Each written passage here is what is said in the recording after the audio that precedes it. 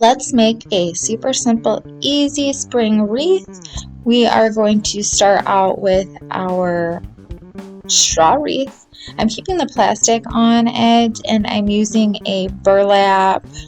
It's like a ribbon, a very thick, wide burlap. And then I have some faux flowers and I also have some other wire ribbon I will be using. I'm starting off by wrapping the straw wreath with my burlap, and I'm using a hot glue gun to hold the burlap in place, making sure I have my end of my seam in the back so it will not show up in the front. And making sure I pull my burlap ribbon tightly and not to overlap too much of the areas that I have already wrapped the straw wreath with.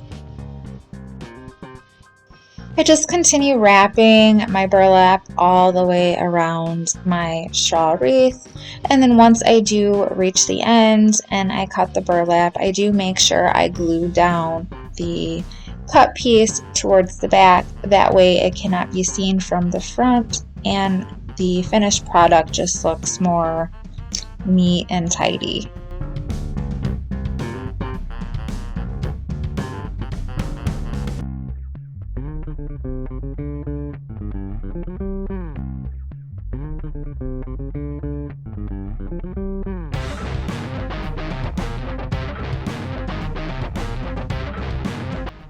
For my faux flowers, I'm using these little bundles, and to separate them from the entire bundle, I found that just kind of rocking them back and forth until the wire breaks inside works really well.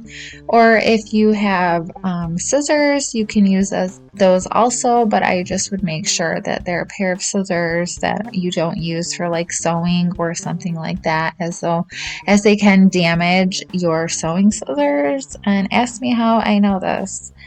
Yeah. But I just continue to rock them back and forth and pull them off. They usually separate pretty easily.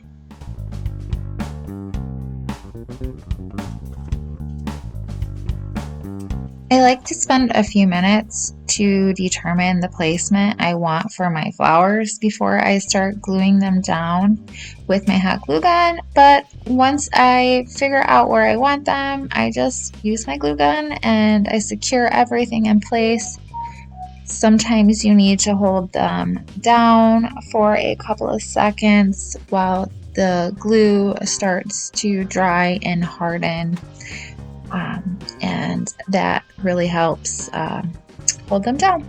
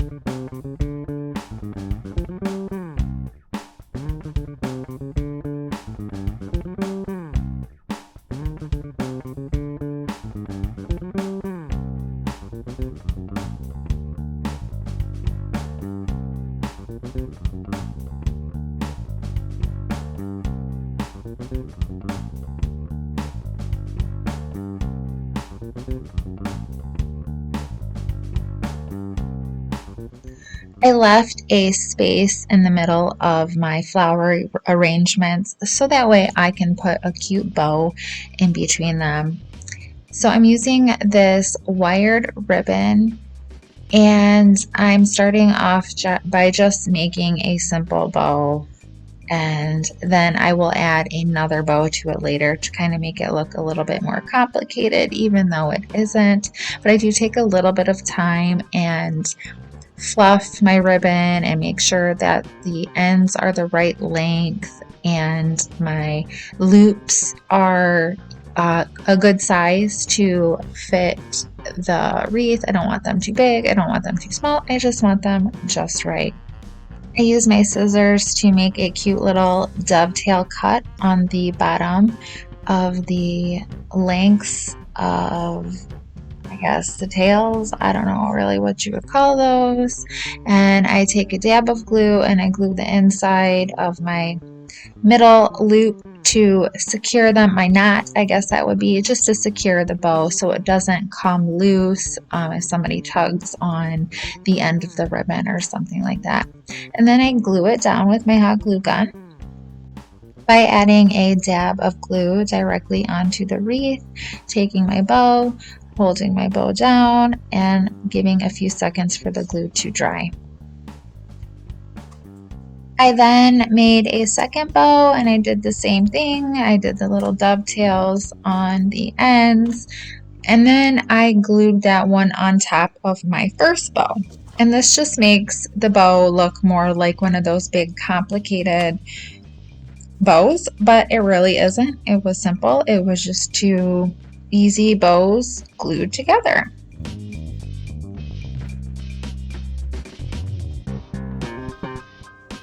And voila, it's done. That was a super easy, simple spring wreath that pretty much anybody can do. Let me know down in the comments what you think about my spring wreath. And on to our next project. This is just a very simple little TV tray, super boring, nothing special about it. I started off camera and I scuff sanded the whole entire piece. I'm then using a folk art brand chalk paint in white and a Waverly chalk paint called Crimson, and it's like a red color. And I'm mixing the two together because I'm trying to make a very light pale pink. So I'm just using a small dab of the red and I'm adding it to the white and I'm mixing it in, and I did have to kind of tweak this a little bit to make it light enough to what I wanted it. So I had to add a little bit more white to get my desired color. And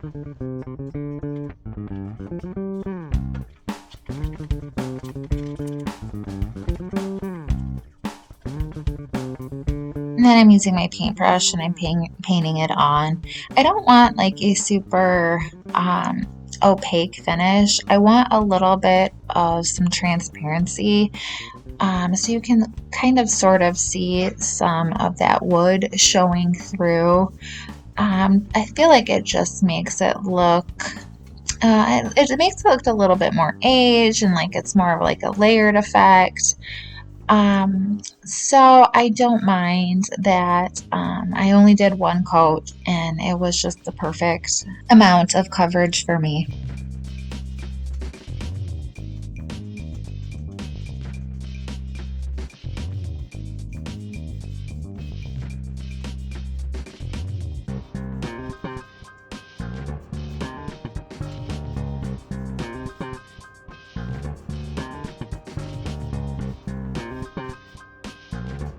When my paint dried, I found the cutest little stencil that was perfect for the whole cottage core look I'm going for my springtime little TV stand.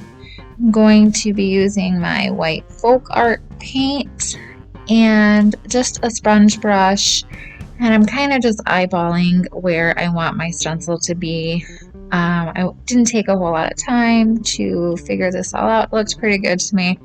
Then I just dabbed my sponge into some of that white paint that was on the lid, and then I tapped it out onto my stencil.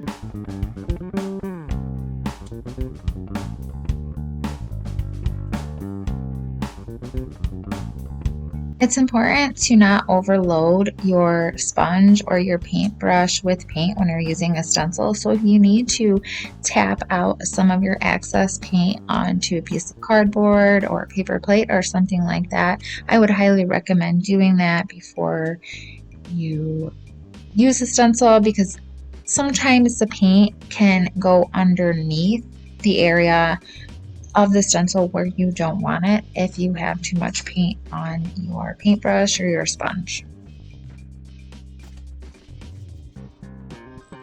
I added some grain sack striped stencils on both of the ends of the TV stand as well.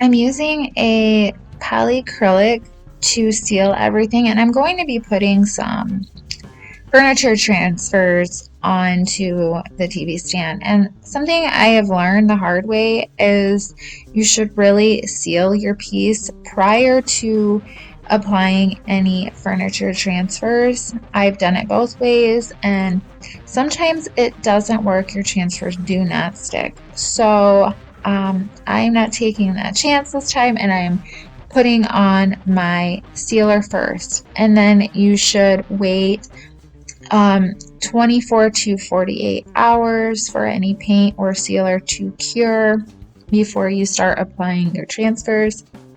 You could possibly damage your paint or remove some of your paint if you do not wait for the cure time.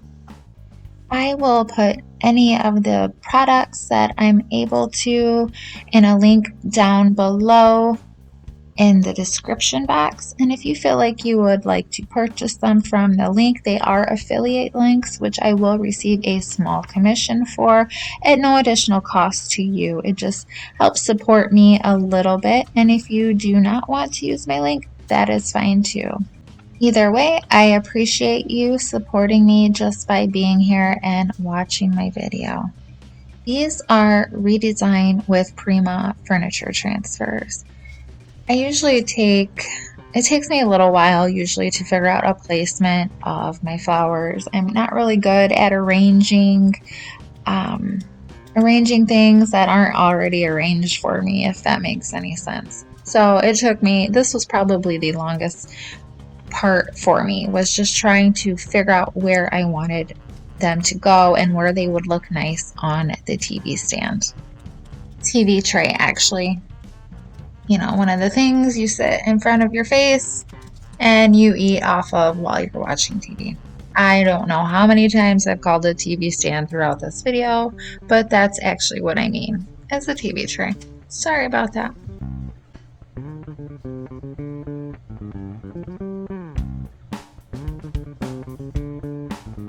I separated the clear part with the transfer on it from the back part, and then I laid it down onto the TV tray. I pressed it down. It should stick and it shouldn't move or slide around.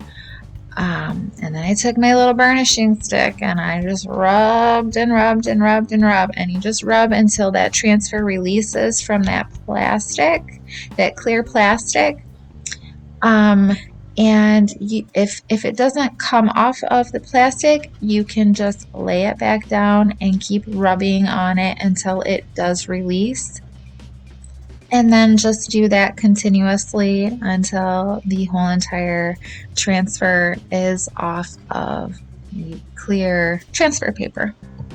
I only did this one transfer on camera, and then I did the rest of them off camera because I really didn't think everyone was going to want to sit there and watch me put on many transfers. That would have been a very long video, probably pretty boring, of me just rubbing with my burnishing stick. So I did that all off camera, so the next clip you will see is of me adding on another coat of the clear matte polyacrylic.